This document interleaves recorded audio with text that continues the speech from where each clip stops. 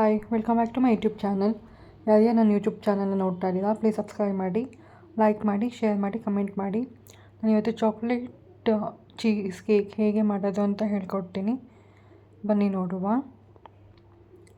ಮೊದಲಿಗೆ ನಾನಿಲ್ಲಿ marigold biscuit ತೊಗೊಂಡಿದ್ದೀನಿ 1 ಪ್ಯಾಕ್. ನೀವು ಯಾವ ಬಿಸ್ಕೆಟ್ ಆದರೂ ತೊಗೊಳ್ಬೋದು. ಸೊ ನಾನಿಲ್ಲಿ ಮಾರಿಗೋಲ್ಡ್ ತೊಗೊಂಡಿದ್ದೀನಿ. ಸೊ ಅದನ್ನು ಮಿಕ್ಸಿಗೆ ಹಾಕಿ ಪೌಡರ್ ಮಾಡ್ಕೊಳ್ಬೇಕು. ತರಿ ಆದರೂ ಇದ್ರೂ ಪರವಾಗಿಲ್ಲ, ಅಥವಾ ನೈಸ್ ಪೌಡರ್ ಆದರೂ ಪರವಾಗಿಲ್ಲ. ಈ ಥರ ಪೌಡರ್ ಮಾಡ್ಕೊಳ್ಬೇಕು. ನೆಕ್ಸ್ಟು ನಾನಿಲ್ಲಿ 20 ಗ್ರಾಮ್ ಅಷ್ಟು ಬೆಣ್ಣೆ ತೊಗೊಂಡಿದ್ದೀನಿ. ಉಪ್ಪಿಲ್ಲದ ಬೆಣ್ಣೆ ತೊಗೊಂಡು ಈ ಥರ ಕರಗಿಸ್ಕೊಳ್ಬೇಕು.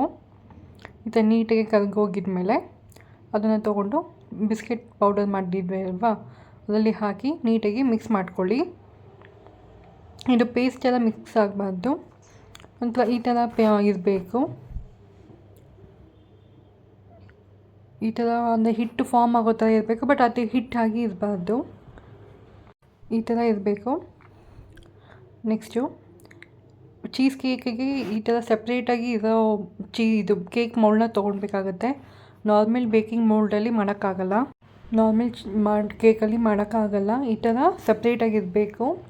ಕೆಳಗಡೆ ಬೇಸು ಮತ್ತು ಈ ಪಾತ್ರೆ ಟಿನ್ನು ಸೈಡು ಈ ಥರ ಸಪ್ರೇಟಾಗಿಲ್ಲ ಇದ್ದಾಗಲೇ ಮಾಡೋಕ್ಕಾಗೋದು. ಸೊ ಇವಾಗ ಕೆಳಗಡೆ ಪಾರ್ಟ್ ಏನಿದೆ ಅದ್ರ ಮೇಲೆ ಬಿಸ್ಕೆಟ್ನ ಪೌಡರ್ ಮಾಡಿದ್ವಲ್ಲ ಅದನ್ನು ಹಾಕ್ಕೊಂಡು ಇವೆನಾಗಿ ಸ್ಪ್ರೆಡ್ ಮಾಡ್ಕೊಳ್ಬೇಕು. ಸ್ವಲ್ಪ ಟೈಟಾಗಿ ಹಾಕ್ಕೊಂಡು ಕೈಯಲ್ಲಿ ಪ್ರೆಸ್ ಮಾಡ್ಕೊಳ್ಳಿ. ಆಮೇಲೆ ನೀವು ಸ್ಪ್ಯಾಚುಲ ಅಥವಾ ಗ್ಲಾಸಿಂದ ಮಾಡೋದು ಓಕೆ, ಕೈಯಿಂದ ಮಾಡೋದು ಸ್ವಲ್ಪ ಚೆನ್ನಾಗಿ ಆಗುತ್ತೆ. ಇವಾಗ ಈ ಥರ ಲೋಟದ ಕೆಳಗಡೆ ಇರುತ್ತಲ್ವ ಅದರಲ್ಲಿ ನೀಟಾಗಿ ಪ್ರೆಸ್ ಮಾಡಿ ಟೈಟಾಗಿ. ಸೊ ಈ ಥರ ನೀಟಾಗಿ ಟೈಟಾಗಿ ಪ್ರೆಸ್ ಮಾಡಬೇಕು. ಸೊ ಇದನ್ನು ಒಂದು 15-20 ಮಿನಿಟ್ಸ್ ಫ್ರಿಜ್ಜಲ್ಲಿಡಿ. ಅಷ್ಟೊತ್ತಿಗೆ ನಾವಿಲ್ಲಿ ಚೀನಾ ಮಾಡ್ಕೊಳ್ಳೋಣ, ಅಂದರೆ ಪನ್ನೀರು. ನಾನಿಲ್ಲಿ ಅರ್ಧ ಲೀಟರ್ ನಂದಿನಿ ಹಾಲು ತೊಗೊಂಡಿದ್ದೆ. ಅದನ್ನು ಕುದಿಸೋದಕ್ಕೆ ಇಟ್ಟು ಕುದೀತಿದೆ ಅನ್ಬೇಕಾದ್ರೆ ನಿಂಬೆಹಣ್ಣು ಅಥವಾ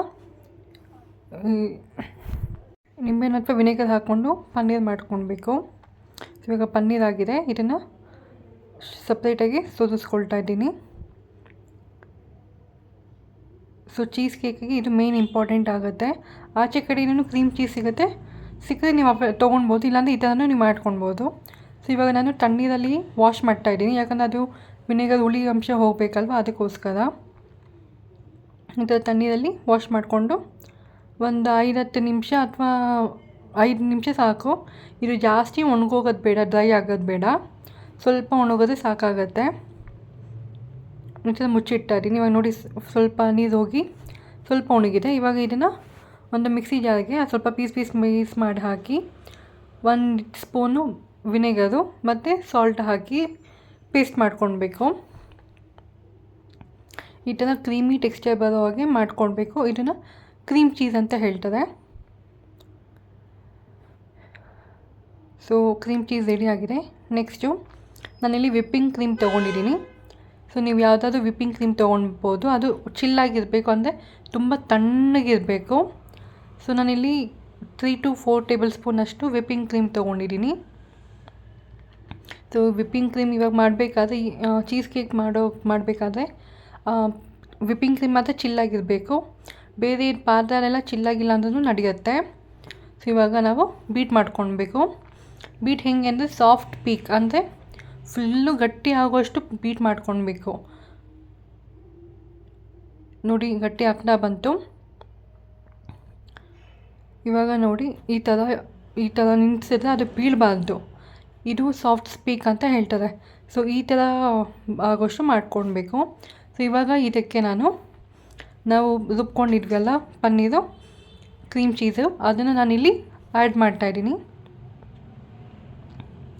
ನೀವು 1 ಲೀಟರು ಹಾಲು ತೊಗೊಳ್ತೀನಿ ಅಂದರೆ ವಿಪ್ಪಿಂಗ್ ಕ್ರೀಮು ಅಷ್ಟನ್ನೇ, ಅಂದರೆ ಹಾಫ್ ತೊಗೊಳ್ಳಿ. ಸೊ ಅವಾಗ ನೀಟಾಗಿ ಬರುತ್ತೆ. ವಿಪ್ಪಿಂಗ್ ಕ್ರೀಮ್ ಅದು ವಿಪ್ ಮಾಡ್ತಾ ವಾಲ್ಯೂಮ್ ಜಾಸ್ತಿ ಆಗುತ್ತೆ, ಅಂದರೆ ಅದು ಸ್ವಲ್ಪ ಜಾಸ್ತಿ ಆಗುತ್ತೆ ಕ್ರೀಮು.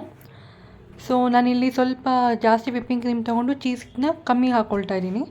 ಸೊ ಇವಾಗ ಇಲ್ಲಿ ಹಾಫ್ ಕಪ್ ಕಂಡೆನ್ಸ್ ಮಿಲ್ಕ್ ಹಾಕ್ಕೊಳ್ತಾ ಇದ್ದೀನಿ. ಇದಕ್ಕೆ 1 ಟೇಬಲ್ ಸ್ಪೂನು ವೆನಿಲಾ ಎಸೆನ್ಸ್. ಇವಾಗ ನೀಟಾಗಿ ಬೀಟ್ ಮಾಡ್ಕೊಳ್ಬೇಕು. ಎಲ್ಲ ಮಿಕ್ಸ್ ಆಗೋಷ್ಟು ಮಾಡ್ಕೊಬೇಕು. ನಾನಿಲ್ಲಿ ಶುಗರ್ ಪೌಡರ್ ಹಾಕ್ಕೊಳ್ತಾ ಇಲ್ಲ, ಯಾಕಂದರೆ ವಿಪ್ಪಿಂಗ್ ಕ್ರೀಮು ಶುಗರ್ ಇರುತ್ತೆ, ಪ್ಲಸ್ ಕಂಡೆನ್ಸ್ ಮಿಲ್ಕು ಶುಗರ್ ಇರುತ್ತೆ. ಸೊ ಶುಗರ್ ಬೇಡ, ಬೇಕಂದರೆ ಇನ್ನು ನೀವು ಹಾಕ್ಕೊಳ್ಬೋದು. ಸೊ ಇವಾಗ ಇದಕ್ಕೆ ನಾನಿಲ್ಲಿ ಚಾಕೋ ಚಿಪ್ಸ್ನ ಹಾಕ್ಕೊಳ್ತಾ ಇದ್ದೀನಿ. ನೆಕ್ಸ್ಟು 2 ಟೇಬಲ್ ಸ್ಪೂನಷ್ಟು ಕೊಕೋ ಪೌಡರ್ ಹಾಕ್ಕೊಳ್ತಾ ಇದ್ದೀನಿ. ಚಾಕ್ಲೇಟ್ ಇತ್ತು ಅಂದರೂ ನೀವು ಚಾಕ್ಲೇಟ್ ಮೆಲ್ಟ್ ಮಾಡ್ಕೊಂಡು ಹಾಕ್ಕೊಳ್ಬೋದು, ಇಲ್ಲ ಕೊಕೋ ಪೌಡರ್ ಇತ್ತು ಅಂದರೆ ಕೊಕೋ ಪೌಡರ್ ಹಾಕ್ಕೊಂಡು ಈ ಥರ ವಿಪ್ ಮಾಡ್ಕೊಳ್ಬೇಕಾಗತ್ತೆ. ನೀಟಾಗೆಲ್ಲ ಬೀಟ್ ಮಾಡ್ಕೊಳ್ಬೇಕು. ಸೊ ಇವಾಗ ಬೀಟ್ ಆಗಿದೆ ನೋಡಿ, ಎಷ್ಟು ಚೆನ್ನಾಗಿ ಬೀಟ್ ಆಗಿದೆ.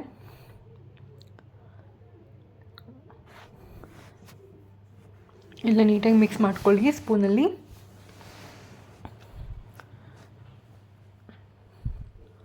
ಇವಾಗ ನಾವು ಬಿಸ್ಕೆಟ್ನ ಹಾಕಿಟ್ಟಿದ್ವಿ ಫ್ರಿಜ್ಜಲ್ಲಿ ಇಟ್ಟಿದ್ವಲ್ಲ, ಅದನ್ನು ಆಚೆ ತೆಗೆದು ಅದ್ರ ಮೇಲೆ ಈ ವಿಪ್ಪಿಂಗ್ ಕ್ರೀಮ್ ಮಾಡ್ಕೊಂಡಿದ್ವಲ್ಲ ಚೀಸ್ ಕೇಕ್ಗೆ, ಅದನ್ನು ಹಾಕಿ ನೀಟಾಗಿ ಸ್ಪ್ರೆಡ್ ಮಾಡ್ಕೊಳ್ಬೇಕು. ಸೊ ಸ್ಪ್ರೆಡ್ ಮಾಡಿಕೊಂಡು 1 ಅವರ್ ನೀವು ಫ್ರಿಜ್ಜಲ್ಲಿ ಇಡಬೇಕಾಗತ್ತೆ ಫಸ್ಟು.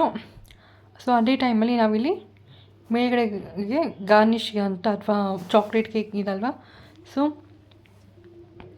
ನಾನಿಲ್ಲಿ ಚಾಕ್ಲೇಟು ಮತ್ತು ಸಕ್ಕರೆ ತೊಗೊಂಡಿದ್ದೀನಿ, ಡಾರ್ಕ್ ಚಾಕ್ಲೇಟ್ ಇಲ್ಲ ಸಿಕ್ಕಲಿಲ್ಲ ಅಂದ್ರೂ ಡೈರಿ ಮಿಲ್ಕ್ ತೊಗೊಳ್ಬೋದು. ಡೈರಿ ಮಿಲ್ಕ್ನ ನೀವು ಮೆಲ್ಟ್ ಮಾಡಿಕೊಂಡು ಸೊ 1 ಅವರ್ ಆಗಿದ್ಮೇಲೆ ಆಚೆ ತೆಗೆದು ಈ ಥರ ಮೇಲ್ಗಡೆ ಹಾಕಬೇಕಾಗತ್ತೆ. ಹಾಕಿ ನೀಟಾಗಿ ಸ್ಪ್ರೆಡ್ ಮಾಡಿ, ಈ ಥರ ನೀಟಾಗಿ ಇವನ್ನಾಗಿ ಸ್ಪ್ರೆಡ್ ಮಾಡ್ಕೊಳ್ಬೇಕಾಗತ್ತೆ. ಸೊ ಇವಾಗ ಇದನ್ನು 4 ರಿಂದ 5 ಗಂಟೆ ಅಷ್ಟು ಫ್ರಿಜ್ಜಲ್ಲಿ ಇಡಬೇಕು. ಸೊ ಬೆಳಿಗ್ಗೆ ಇದು ಫ್ರಿಜ್ಜರಿಂದ ತೆಗೆದ ಮೇಲೆ ನೋಡಿ ಎಷ್ಟು ಚೆನ್ನಾಗಾಗಿದೆ. ಸೊ ಇವಾಗ ನಾನು ಓಪನ್ ಮಾಡ್ತಾಯಿದ್ದೀನಿ. ಅದು ನೀವು ಚೀಸ್ ಕೇಕ್ ಅಂದರೆ ನಿಮ್ಗೆ ಈ ಥರ ಬೇಕಂದರೆ ಈ ಥರ ಮಾಡ್ಬೋದು, ಇಲ್ಲಾಂದರೆ ನಾರ್ಮಲ್ ಬಾಕ್ಸಲ್ಲಿ ಅದನ್ನು ಮಾಡ್ಬೋದು. ಬಟ್ ಆದರೆ ನೀವು ಹಾಗೆ ಒಬ್ಬೊಬ್ಬರಾಗಿ ತಿನ್ನೋದಕ್ಕೆ ಅದು ಈಸಿ ಆಗುತ್ತೆ. ಸೊ ಇವಾಗ ನೋಡಿ ಎಷ್ಟು ನೀಟಾಗಿ ಮೇಲೆ ಬಂದಿದೆ.